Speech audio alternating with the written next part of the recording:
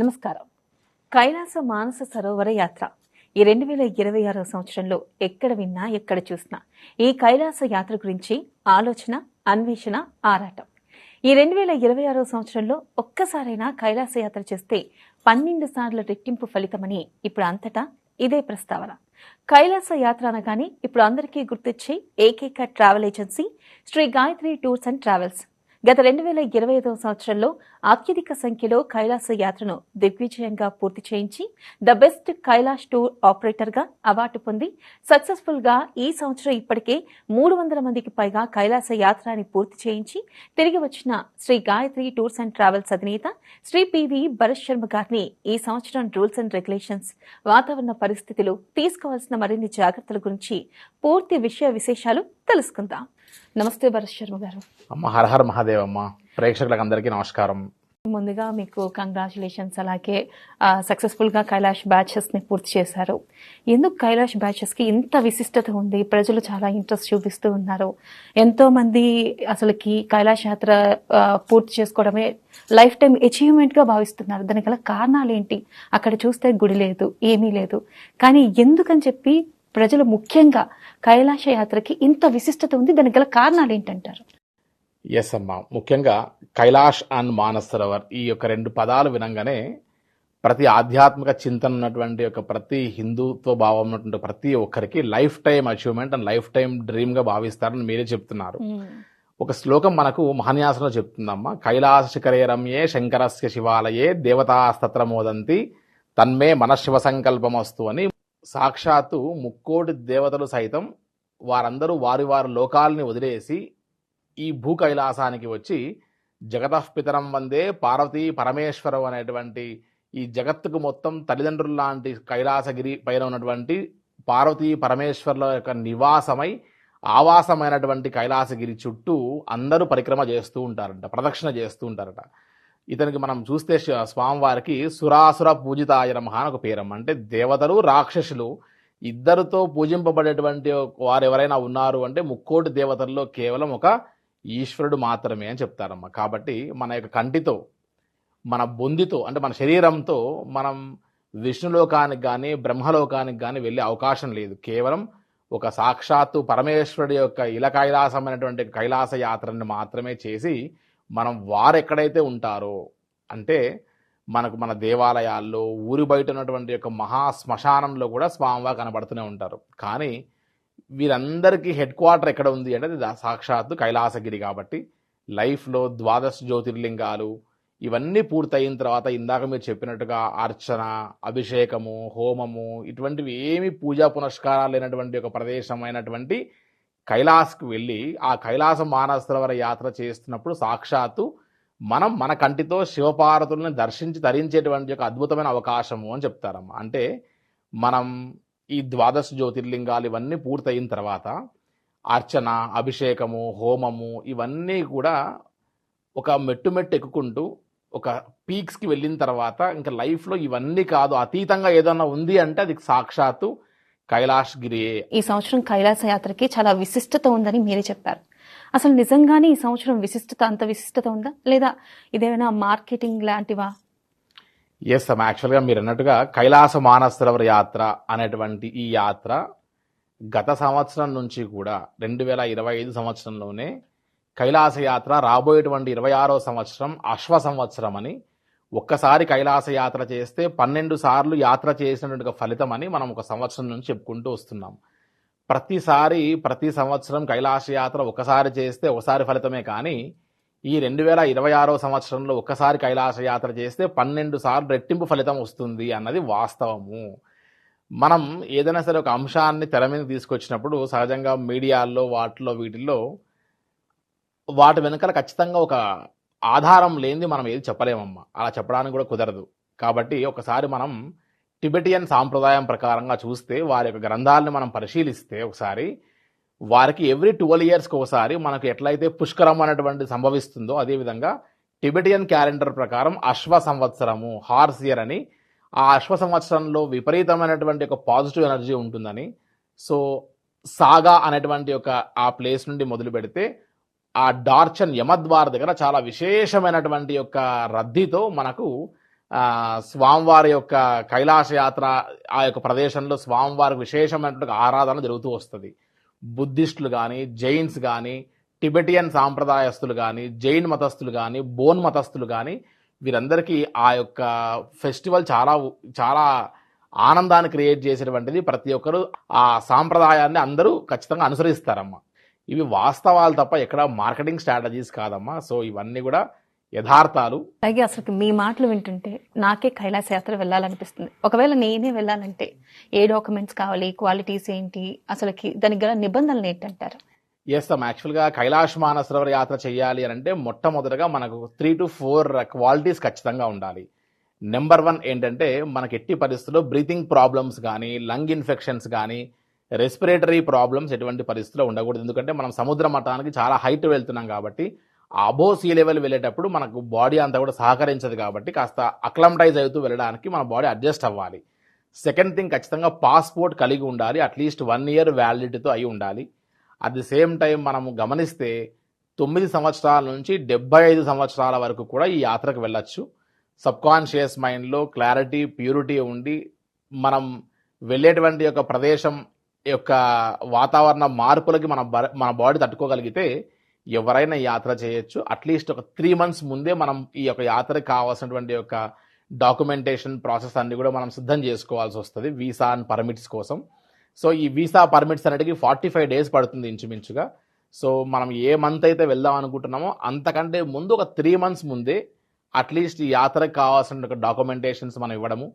At the same time high ఆల్టిట్యూడ్కి వెళ్తున్నాం కాబట్టి కేవలం డబ్బు ఉంది, కట్టేశాము, వెళ్ళాలనే కోరిక ఉందని మాత్రమే కాకుండా ఖచ్చితంగా ఈ యొక్క యాత్రకి మన యొక్క ఫిజికల్గా, మన మెంటల్గా మన బాడీని మనం ట్యూన్ చేయాలమ్మా.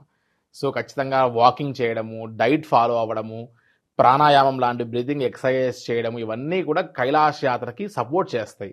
కాబట్టి గాయత్రి టూర్స్ అండ్ ట్రావెల్స్లో కేవలం పర్మిట్, వీసా, యాత్ర తీసుకెళ్లడమే కాకుండా మన Gayatri tours and travels YouTube channel మీరు ఒకసారి వెళ్ళి చూస్తే ప్రతిరోజు సుమారుగా 100 మంది యాత్రికుల సమూహంతో మనం జూమ్ మీటింగ్ పెట్టి వారందరికీ ఒక మంచి యోగా ట్రైనర్తో మనం యోగా ఆసనాలు ప్లస్ బ్రీతింగ్ ఎక్సర్సైజెస్ లాంటివన్నీ కూడా మనం చేయిస్తూ ఇప్పటికీ వెళ్ళినటువంటి ఒక 300 మంది యాత్రికుల వరకు ఎవరైతే వెళ్ళారో వారందరికీ ఎస్ యోగా చేయడం వల్ల నా బాడీని మార్చుకోవడం వల్ల ఇంత ప్రశాంతంగా యాత్ర చేశాము అనుకుంటారు.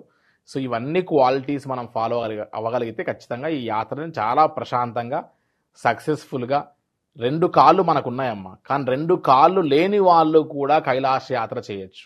మనం కైలాస యాత్ర పరిక్రమలో చూస్తూ ఉంటే 2 కాళ్ళు లేకుండా చేతి కింద కర్రలు పట్టుకొని పరిక్రమ చేస్తున్న వాళ్ళని కూడా గమనిస్తాం. అలాగే సార్, చూసుకున్నట్టయితే కైలాష్ యాత్రకి చిన్నపిల్లలు కూడా వెళ్తున్నట్టు తెలుస్తుంది. మరి ఒకవేళ గనక చిన్నపిల్లలు కూడా వెళ్తున్నట్టయితే ఏజ్ లిమిట్ ఉందా అసలుకి? ఎస్ అమ్మ, యాక్చువల్గా కైలాష్ మానసరోవర్ యాత్రకి మనకు ఇంతకుముందు 2019 వరకు మనం గమనిస్తే ఎప్పుడు కూడా 69 years వరకు మాత్రమే అలౌ చేసేవాళ్ళు. 13 సంవత్సరాల పైన ఉంటేనే మనకు పర్మిట్ ఇచ్చేవారు.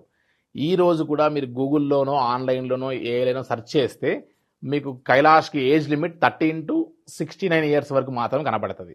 కానీ ఒక్క గాయత్రి టూర్స్ అండ్ ట్రావెల్స్ మాత్రమే 2025 సంవత్సరం లాస్ట్ ఇయర్లోనే 69, 70, 71, 72, 73, 74, 75 years ఉన్నటువంటి ఒక యాత్రికులకు కూడా మనం కైలాష్ యాత్రకి పర్మిట్స్ ప్లస్ వీసాస్ అన్ని కూడా ఏర్పాట్లు చేయగలిగి వారందరినీ సక్సెస్ఫుల్గా పరిక్రమ కూడా చేయించగలిగాం. సో 9 years ఉన్నటువంటి ఒక అబ్బాయి కూడా మనం పర్మిట్ తీసుకురాగలిగాం. ఇవన్నిటికీ కొన్ని రూల్స్ అండ్ రెగ్యులేషన్స్ ఫాలో అయ్యి కాస్త 70+ ఉన్న వాళ్ళకి కూడా మనం కొన్ని డాక్యుమెంటేషన్స్ ప్లస్ ఒక మెడికల్ సర్టిఫికేట్ ప్రొవైడ్ చేస్తే ఎంబసీకి ఖచ్చితంగా పర్మిట్స్ వస్తాయి. ఇవన్నీ కూడా ఆల్మోస్ట్ ఒక 1000 మందికి సంబంధించినటువంటి పర్మిట్ లిస్ట్ కాపీస్ అమ్మా ఇవి. దీంట్లో మీరు గమనిస్తే సుమారుగా 2002, 2003 బాన్ నుంచి మొదలు పెడితే 75 సంవత్సరాల వరకు ఉన్నటువంటి ఒక పర్మిట్ అండ్ వీసా కాపీస్ మీకు ఇందులో కనబడుతూ వస్తాయి. సో కైలాష్ యాత్ర అసలు చెప్పాలంటే ఇండియాలోనే, భారతదేశంలోనే 70+ ఉన్నటువంటి ఒక యాత్రికుల్ని ఎవరైనా సరే తీసుకొని వెళ్ళగలిగారు సక్సెస్ఫుల్గా అంటే అది కేవలం గాయత్రి టూర్స్ అండ్ ట్రావెల్స్ అని చాలా గర్వంగా ప్రౌడ్గా చెప్పుకోగలం అనేది. అలాగే సార్, మనం చూసుకున్నట్టయితే అసలు కైలాస యాత్రకి పర్మిషన్స్ ఆగిపోయినాయి అని ఒకటి వినిపిస్తుంది. దాంట్లో అసలు నిజం ఎంత? నిజంగానే పర్మిషన్స్ ఆగిపోయాయా? ఎస్ అమ్మ, యాక్చువల్గా కైలాష్ మానసరోవర్ యాత్ర అనేటువంటి ఈ యాత్రకి ఈ సంవత్సరం ఎప్పుడూ కూడా లేనటువంటి విధంగా సంవత్సరం అంతా కూడా నడవవలసినటువంటి యొక్క పర్మిట్ వీసా ప్రాసెస్ అంతా కూడా కేవలం 1 monthలో పూర్తయిపోయాయమ్మా. సో చైనీస్ ఎంబసీ అండ్ సిఐపిఎస్సి అనే ఒక సంస్థ, ఎఫ్ఈసి అనేటువంటి సంస్థకి ఒక కోటా ఉంటుంది.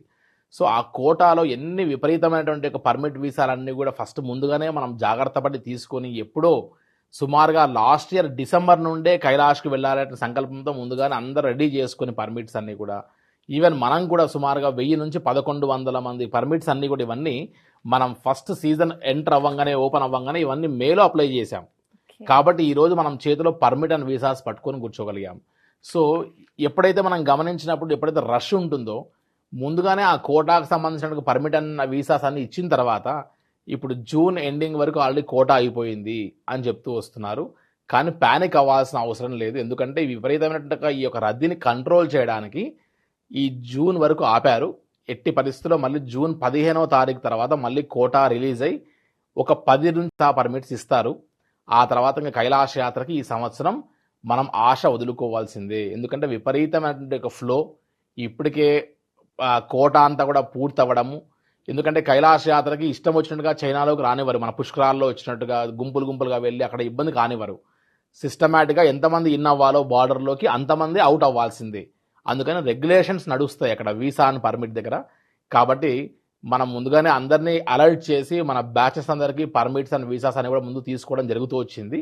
అండ్ ఇక నుంచి ఎవరైనా సరే ఈ సంవత్సరం అశ్వ సంవత్సరంలో కైలాస యాత్ర చేయాలి అనే ఆలోచన ఉంటే ఈరోజు ఆల్మోస్ట్ మనం జూన్ 6th, 7th, 8thలో ఉన్నామమ్మా. ఇంచుమించుగా జూన్ 15th వరకు మ్యాక్సిమం మన యొక్క పాస్పోర్ట్ ఒక గాయత్రి టూర్స్ అండ్ ట్రావెల్స్లో కాదు, ఇండియాలో కాదు, ప్రపంచ దేశాల్లో ఏ ట్రావెల్ ఆపరేటర్తో అయినా సరే మీరు సంప్రదించి ఆ సంబంధించిన స్కాన్డ్ కాపీ ఆఫ్ పాస్పోర్ట్ ఇస్తే ఖచ్చితంగా మనం జూన్ 15వ తారీఖు వరకు మనం పర్మిట్కి అప్లై చేయగలిగితే ఖచ్చితంగా పర్మిట్స్ వస్తాయి. సో అపోహకు గురి కావాల్సిన అవసరం లేదు. అలాగే చూసుకున్నట్టయితే అసలు ఏ సీజన్లో వెళ్తే కైలాస యాత్రకి బెటర్ అంటారు? సహజంగా మే నుండి మొదలు పెడితే May, June, July, August, September, October 15 వరకు కైలాస యాత్రకు వెళ్ళొచ్చు. ఈసారి ముందుగానే వర్షాలు పడి వెళ్ళిపోయాయి కాబట్టి ఇప్పుడు వర్షాలు పడతాయనేటువంటి అపోహ కూడా లేదు. ఒకవేళ పడ్డా నేపాల్ పార్ట్లో తప్ప టిబెటియన్ పార్ట్లో ఎక్కడా వర్షం పడేటువంటి అవకాశం ఉండదు.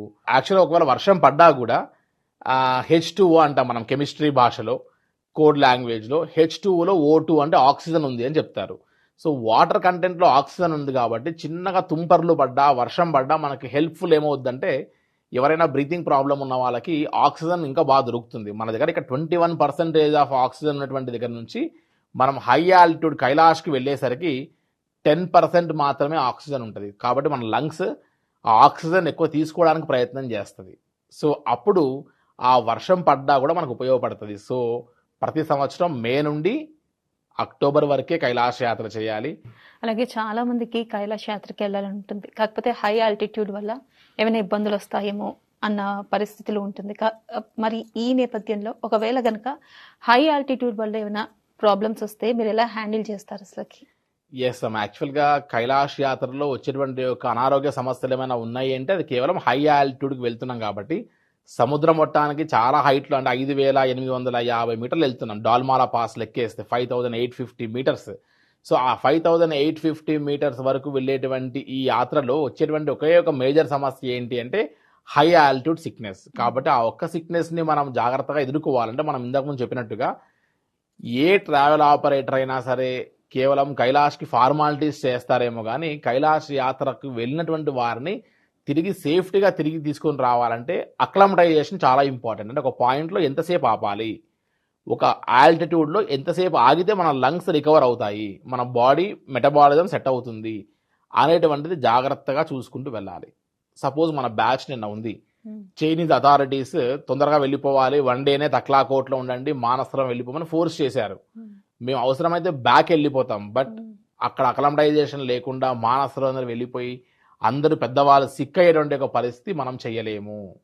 సో వీఆర్ క్విట్టింగ్ బ్యాక్ అని మనం గట్టిగా ఫోర్స్ చేస్తే, మనం క్వశ్చన్ చేస్తే ఖచ్చితంగా వారు డౌన్ అయ్యి తిరిగి మళ్ళీ బ్యాచ్ని తక్లాకోట్లో అక్లమటైజేషన్ కోసం అడ్జస్ట్ కావడం కోసం ఖచ్చితంగా 2 days రెస్ట్ ఇవ్వాలి. ఈవెన్ దో ఏ బాడీస్ అయితే ఇక్కడ యోగా లాంటివి చేయకుండా నిర్లక్ష్యం చేస్తారో అటువంటివి కాస్త అక్కడ ఇబ్బంది పడాల్సి వస్తుంది. కానీ హై ఆల్టిట్యూడ్ సిక్నెస్ని ట్రీట్ చేయడానికి కావాల్సినటువంటి ఒక సిస్టమ్ అంతా కూడా మన దగ్గర ఉంటుంది. ప్లస్ రెస్క్యూ ఆపరేషన్స్ చేసే వాళ్ళందరూ మనతో టీం ఉంటారు. చివరికి వారి యొక్క గమ్మో బ్యాగ్స్, వారి యొక్క డఫల్ బ్యాగ్స్, వారికి ఇచ్చేటువంటి కిట్స్ అన్నిటిని హ్యాండిల్ చేయడానికి 100 మంది కైలాస యాత్ర చేస్తే సుమారుగా 30 నుండి 40 మంది మన స్టాఫే వర్క్ చేయాల్సి వస్తుందమ్మా. అలాగే సార్, ఒకసారి ఇప్పుడు ఇటీవల వెళ్ళిన ప్రయాణికులు ఎవరైతే ఉన్నారో కైలాస యాత్రకి వారి ప్రతిస్పందన ఏంటో ఒకసారి చూద్దాం. షూర్ అమ్మా, తప్పకుండా. మానస సరోవర యాత్ర చేయకపోతే మన జీవితాలు నిజంగా వృధా అండి. నిజంగా పొందితో ఖచ్చితంగా మహాదేవుణ్ణి చూడగలము అంటే ఈ కైలాస మానస సరోవర యాత్ర ఒక్కటే అన్నది ప్రతి ఒక్కరికి విన్నవించుకుంటూ హరహర మహాదేవ శంభో శంకర. ఈ యాత్ర ఏదో కష్టమైనది అని అనుకుంటారు అందరూ. ఇది ఏం కష్టం కాదు, ఫ్రీగా ఉంటది. Gayatri tours and travels sir, Bharat sir ఎటువంటి ఇబ్బంది లేకుండా మనల్ని మన సొంత అన్నదమ్ముల రీత్యా మనల్ని తీసుకొని వచ్చి మనల్ని హైదరాబాద్ చేసే వరకు మానస సరోవర్లోని నక్షత్రం డిప్ చూసామండి. చాలా అసలు జన్మ ధన్యం అయిపోయింది. చాలా అసలు ఎవరికి కనబడదు అంటారు కానీ మాకు కనబడింది. అలాగా అన్ని నక్షత్రాలు చూసాము. ఇప్పుడు ఇక్కడ కైలాస పర్వతం చూడడానికి వచ్చామండి. చాలా అసలు అది మాటల్లో చెప్పలేని అనుభూతి అండి. ఇది ఎన్ని కోట్లు ఇచ్చినా కూడా కొనలేనిది. అది మాకు చెప్పలేకపోతున్నానండి మాటల్లోనే. నాకు మా నాన్న పాదాలకు మానస సరోవరం యొక్క వాటర్ ని ఇక్కడ ఇచ్చానండి. నేను సూపర్ నిజంగా మా నాన్నని తీసుకొచ్చినటువంటి అంత ఆనందం నాకు చాలా కలిగిందండి. నిజంగా తీసుకురాలేకపోయాను కానీ ఈ విధంగా తీసుకొచ్చానేమో అన్నటువంటి ఒక ఆనందం నాకు కలిగిందండి. చాలా చాలా చాలా చాలా థ్యాంక్స్ అండి. నిజంగా లైఫ్ అంబిషన్ ఈ రోజుకి నాకు తీరింది.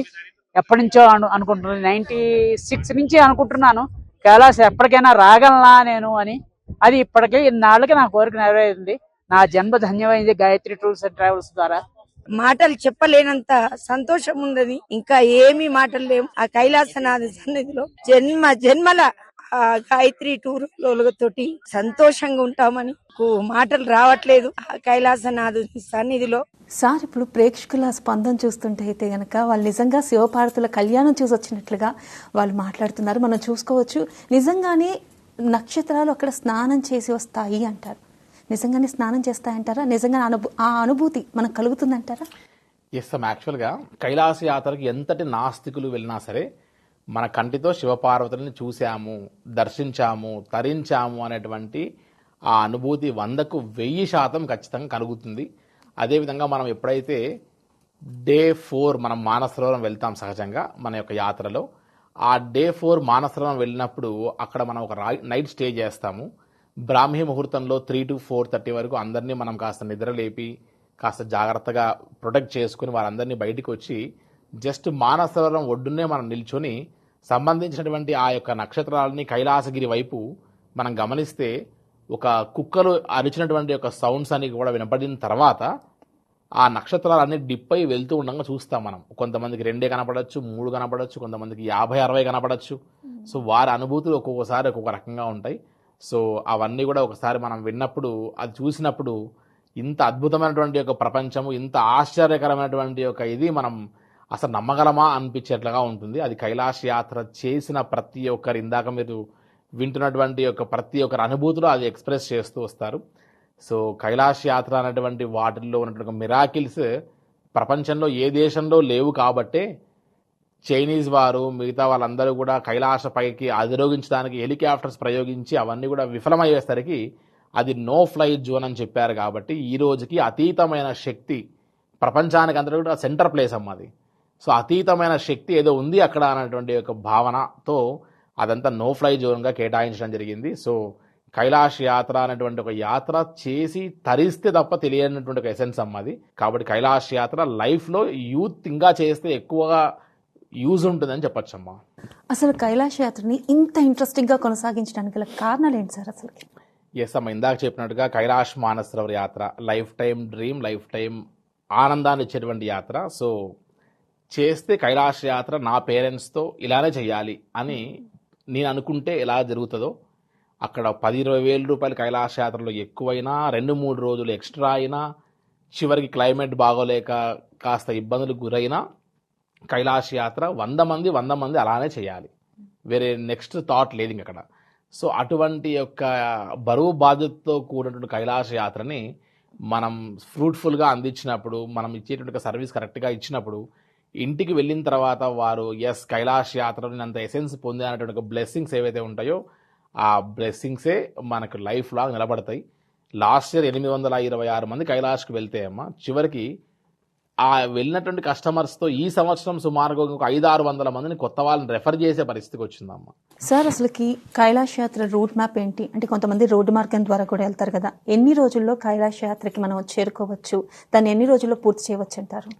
ఎస్ అమ్మ, యాక్చువల్గా కైలాష్ మానసరోవర్ యాత్ర అనేటువంటిది 2 విధాలుగా చేయొచ్చమ్మా. ఇప్పుడు కైలాష్ యాత్ర ఒకటి రోడ్డు మార్గం గుండా ముందుగా మనం కాఠ్మండు ఫ్లై అయిపోయి కాఠ్మండు నుండి కీరోంగ్, సాగా, న్యాలం అనేటువంటి ప్లేసెస్ అన్ని దాటుకుంటూ బై రోడ్ కష్టతరమైనటువంటి నేపాల్ హిల్ ఏరియాస్లో దాటుకొని మనం మానసరోవరం చేరుకొని కైలాసగిరి, యమద్వార్ పరిక్రమ అన్ని కూడా చేసుకొని రావడానికి మనకు కాఠ్మండు నుంచి కాఠ్మండు 14 రోజుల సమయం పడుతూ ప్లస్ రోడ్డు మార్గం గుండా 1800 కిలోమీటర్లు మనం ట్రావెల్ చేస్తాం. కానీ ఇది యాత్రికులకి కఠినం అనిపిస్తే ఫిక్స్డ్ డేట్స్లో వెళ్తాయి, ఫిక్స్డ్ కిచెన్తో పాటు వెళ్ళి వస్తారు, ఎక్కడ మాకు స్ట్రెయిన్ ఉండదు, మాకు మిగిలినటువంటి మార్జిన్స్లో కూడా ఒక 20 నుంచి 30 వేలు మిగులుతుందమ్మా ఈజీగా.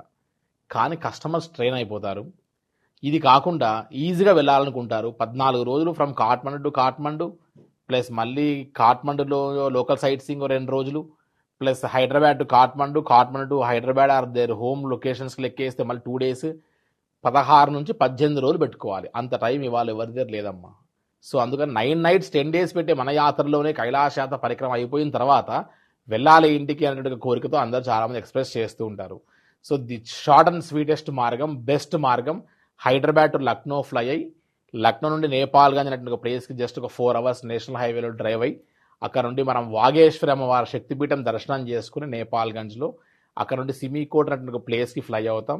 అక్కడ నుండి మనం చార్టర్డ్ ఫ్లైట్లో సిమికోట్ చేరుకున్న తర్వాత 16 members ఒకసారి, 5 members కానీ 4 members కానీ హెలికాప్టర్లో హిల్సాకి వెళ్తాం.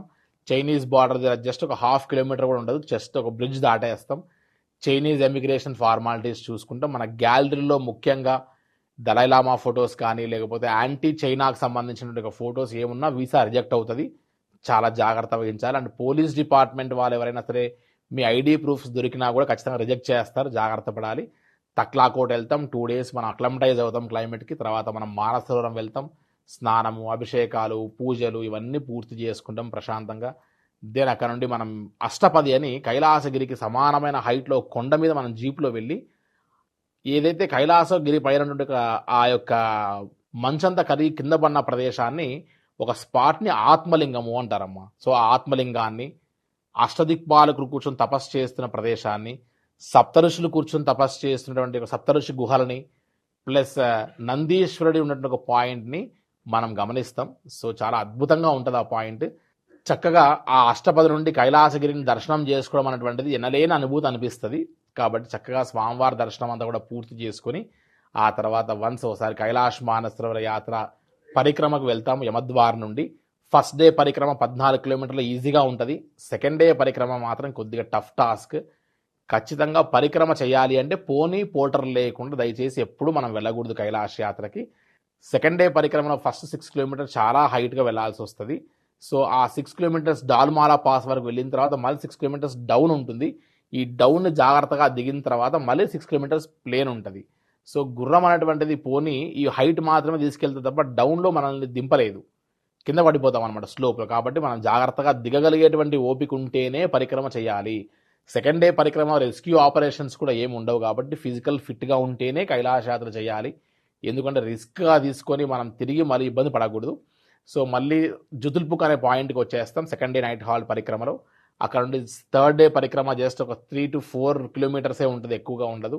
1.5 hours జాగ్రత్తగా మనం చేయొచ్చు. బస్ పికప్ చేసుకొని ఎవరైతే పరిక్రమ చేయకుండా ఉన్నారో వాళ్ళందరూ డార్చన్లో స్టే చేస్తారు. వాళ్ళందరిని తీసుకొని అగైన్ తక్లాకోట్, హిల్సా అక్కడ నుండి ఎట్లా వెళ్ళామో ఆ రకంగా మళ్ళీ ఫ్లై అయ్యి మనం నేపాల్గంజ్ వరకు సిమికోట్ ద్వారా వచ్చేస్తాం హిల్సా నుండి. సో అక్కడ నుండి మనం లక్నో డ్రైవ్లో వచ్చేసి హైదరాబాద్, బెంగళూరు, చెన్నై ప్రపంచ దేశాల్లో ఎక్కడికైనా వెళ్ళొచ్చు. షార్ట్ అండ్ స్వీట్గా వెళ్ళేటువంటి 9 nights 10 days కైలాష్ మానసరోవర్ యాత్ర. ఇప్పటికి ఒక 1800 మంది బుకింగ్స్ మనతో కైలాష్ యాత్ర చేసుకుంటే దీంట్లో కేవలం మాకు ఒక్కటి కూడా రోడ్డుకి మాకు దగ్గర బుకింగ్స్ రావమ్మా. ఓన్లీ హెలికాప్టర్ వెళ్ళే వాళ్ళే వస్తారు. మా దగ్గర డిస్కౌంట్లు, బార్గెనింగ్లు లాంటివి చెయ్యము, ఇవ్వము. Service prime customer, prime service, అంతే. ఇంకా సెకండ్ థాట్ ఉండదు. సో కైలాష్ మానస సరోవర్ యాత్ర ఇలా చేస్తేనే మనం ప్రశాంతంగా ఉంటాం అనుకున్నప్పుడు అంత ఖర్చు పెట్టే కైలాష్ యాత్ర చేయాలి. మార్కెట్ కాంపిటీషన్లో ఇంకోరో మా కాంపిటీషన్స్ అని చెప్పి 10-20 వేలు తగ్గించి పెట్టి కస్టమర్ సాటిస్ఫాక్షన్ లేకుండా యాత్ర చేయించడం అనేటువంటిది మిగతా యాత్రలో కుదురుతుందేమో, కైలాష్ యాత్రలో కుదరదు. కాబట్టి కైలాష్ యాత్ర అంటే అది రారాజు వంటి యాత్ర. అన్ని యాత్రలు రాజు లాంటి యాత్రలే, కానీ ఇది రారాజు వంటి యాత్ర కాబట్టి బడ్జెట్ అట్లానే ఉంటుంది, అండ్ శ్రమ అట్లానే ఉంటుంది, ఆనందం అలానే ఉంటుంది. అన్నీ అందులో ఎసెన్స్తో కూడినటువంటి యాత్ర అయి ఉంటుంది. కాబట్టి కైలాష్ మానస సరోవర్ యాత్ర లైఫ్లో, జీవితంలో ఒక్కసారైనా చేసి తరించవలసినటువంటి ఒక అద్భుతమైన యాత్ర అని చెప్పొచ్చమ్మా. చూసారు కదండి Sri Gayatri tours and travels వారి కైలాస మానస సరోవర యాత్ర గురించి విశేషాలు. మరో కార్యక్రమంలో మళ్ళీ కలుసుకుందాం. అంతవరకు సెలవు. నమస్తే.